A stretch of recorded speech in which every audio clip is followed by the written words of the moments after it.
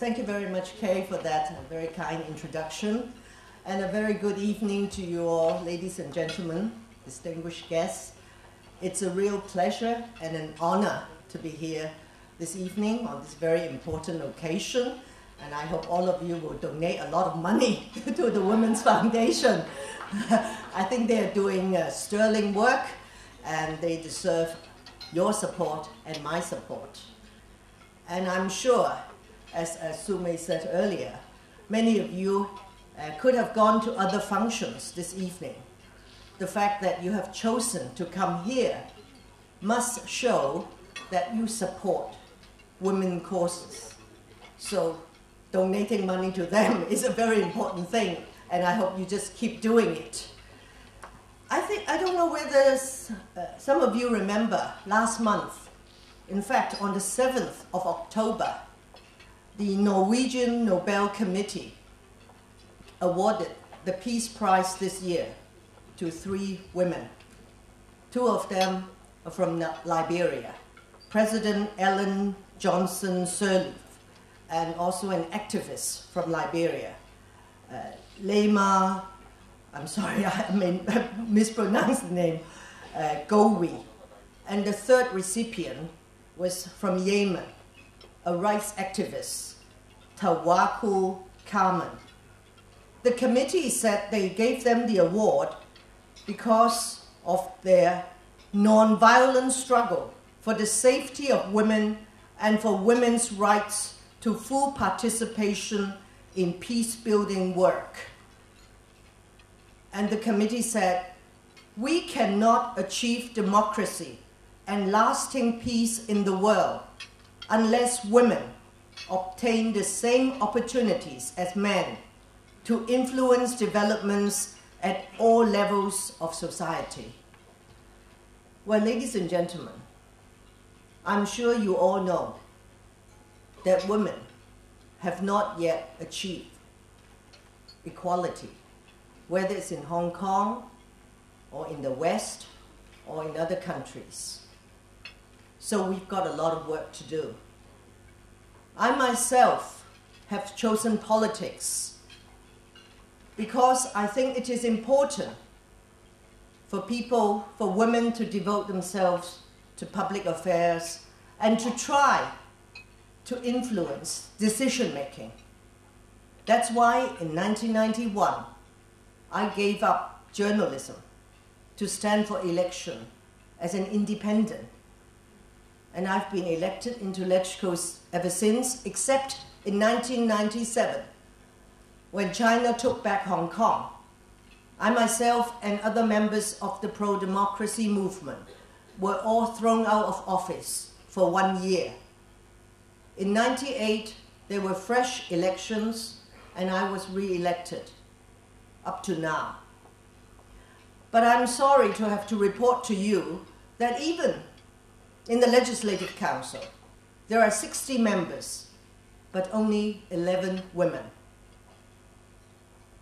Why is it that women cannot get to the top in political and in commercial life?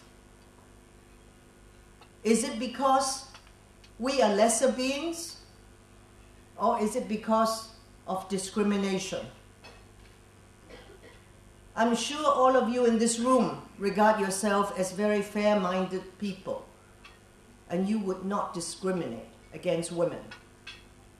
But I agree with what Sumei said earlier. The problem, the root of the problem, lies with the families and with women themselves. In my party, the Democratic Party, we have very few women. We only have about 700 odd members and 100 odd women. There's an election coming up this Sunday. And for those of you who are registered voters, I hope you will turn out to vote. We try to field more women candidates in the election, but it's very difficult. We try to get more women into the party. We try to get more women interested in public affairs. It's very difficult. Why? Because of the families. Women themselves feel that their first task is to look after the family members, which is fair enough. But then they try to shoulder the majority of the burden. And when some of them are ambitious enough to say, oh, I want to step outside, not even to stand for election, but I want to take up some office in some advisory committee or to do some NGO work, some members of the family will say, hey, wait a minute, why are you doing it? Who's going to look after the kids? What about the grandparents? What about the shopping? What about the washing up? And the woman will say, oh yes, that's my task. I have to look after the baby. I have to look after the husband.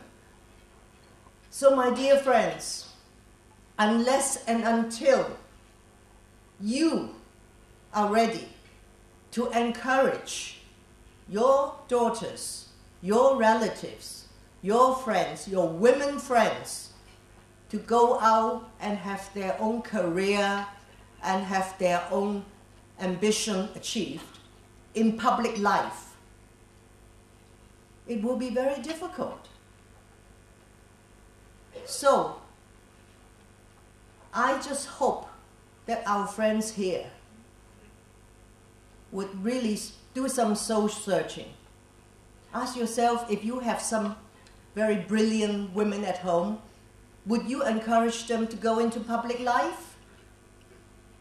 Would you encourage them to join political parties and stand for election to public office? If not, why not? Or would you encourage them to try to get the future chief executive, whether it's C.Y. Leung or Henry Tang or Rita Fang or Regina Yip, whether they would want to become their principal officials? Because they are looking for capable people to become ministers. So it is when you bring it back to that personal level, you understand where the problem lies. If it is somebody else's daughter, somebody else's wife, somebody else's sister, fine, go into politics, go into public life, but not in my family. How often have you heard people say that? And it's not just a Chinese thing. I think it's a Western thing as well. It's a Hong Kong thing, and Hong Kong is an international city. So my dear friends, so when we sit here, when we donate money to the Women's Foundation to support their sterling work, we also have to ask ourselves, how can we contribute to help women to also go up there to join the men in the decision-making circles, whether it is in politics or in business? In some countries, in Nordic countries, they have made laws saying public companies, on the boards of public companies, at least 40% of them have to be women or men. So there is this 40% rule, and some are saying it should go up to 50%. So do we need quotas? Do we have to do it like that? Or otherwise, we will not give women a chance? I am not saying that women are better than men. Some will say so, but I would not. But you must agree that we approach problems, we think of solutions in a different way. I think it would benefit a government or a company if the leaders are half men and half women, so that when you have discussions on controversies, big problems, what to do, you will not have all the decisions made by men. But this happens in many occasions. And we women sort of sit back and happily accept it. Why? My dear friends, I'm not trying to stir up a revolution, and I can't, but I think we have to, because it starts at home. We can ask the government to do more gender mainstreaming and all that, and Matthew Cheung will tell you he's trying very hard. Yes. But if we don't accept it, we don't say it over the dinner table with our family saying, oh, my little girl, I think you are great. I hope when you grow up, you will become a member of LegCo, or you will stand for election to be the chief executive of Hong Kong. How many of you would speak to your daughters like that? So, my dear friends, I think the time has come for women to stand up and gain our rightful places in the decision-making circles. So next time, don't tell yourself that you can't do it, you won't do it, because you have to look after the family. Well, somebody's got to look after the family. But we share it out. That's what happened when I studied in America quite a long time ago. These Hong Kong people, they go there to study, and they would, after school, or after work, they would go to the supermarket to do the shopping together, go home, they will cook together, they will do the washing up, they will do the laundry. But once they come back to Hong Kong, the men would do none of that. I don't know what's the matter with Hong Kong or the Hong Kong people. So the women, although they have their own profession, they will be very busy. But when they get home, they'll make sure the maid cooks the dinner, they'll make sure the ironing is done, they'll make sure the kids' homework is looked after. And the men will just sit there watching TV or playing with the computer, surfing on the internet and say, where is dinner? Why is it so late tonight, huh? Where's my steak? Have you done my shirt?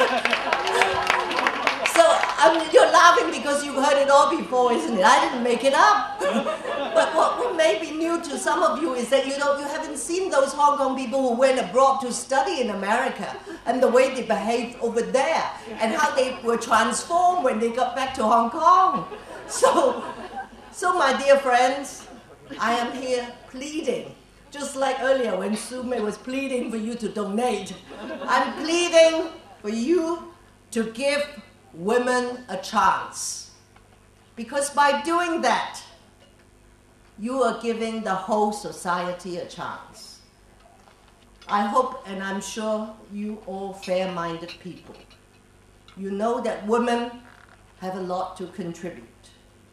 But for all kinds of good or bad reasons, we have been suppressed. And it is very, very tragic. And it is even more tragic that it is women who are doing it. So, I hope, as I told my friend sitting next to me, Paul, I said, I'm not a very good after-dinner speaker. I hope this is not too heavy, but it is a very important message. And although we are not a very big crowd, but I hope that we will be the beginning of some transformation in Hong Kong so that we can set the woman free. And as a result, you and I and all our families will benefit, and we will be a better place. So my dear friends, I hope my party will be able to recruit more women. I hope more women and men will go into politics. They would not all become like me, banned by the Chinese government. But even if that's the case, so what? I think... Thank you. In life, you have to believe in something. And for what you believe in, if you have to pay a price, so be it. In the last few years, the Chinese government allowed us to visit mainland China on several occasions, just for a few days, on special dispensation. Last year, they did it again. They said, oh, we will allow LegCo to go to Shanghai to see the expo. All of you in LegCo, because 11 of us out of the 60 are banned for 20 years. So last year they say, okay, we will allow you to go for 3 days. I said, no, thank you. Not anymore. Me, Emily Lam, will never set foot on mainland China again unless and until I can travel freely. Some people will say, Emily, come on, what's the matter with you? I said, there's nothing wrong with me. There's everything wrong with Beijing for banning a Chinese citizen, for banning so many Chinese citizens from going to mainland China. And what is it that we have done to deserve it? What we have done is we speak our mind. We want democracy, human rights, and the rule of law, and we speak out. And for that, Beijing punished us. We haven't got political prisoners in Hong Kong yet, so they say we will ban you. And they banned us for 20 years. But in the last 20 years, those of us from the pro-democracy camp, every time when there are elections to the Legislative Council, we managed to get 60% of the votes, and they still ban us. This is great disdain for the Hong Kong people who have supported us. But the Hong Kong people say, well, we'll keep voting for you, so what? You have heard the Jimmy Lai story, saying he single-handedly funded a few pro-democracy parties in Hong Kong. I'm not going to tell you whether it's true or not, that he's the big funder of my party or the Civic Party. But does it not amaze you that in a town that we have so many millionaires and billionaires, that only one Jimmy Lai has the courage to donate money to parties which get 60% of the votes in a general election? What does that tell you about Hong Kong? Anyway, my dear friends, it's too heavy, so it's time for dessert.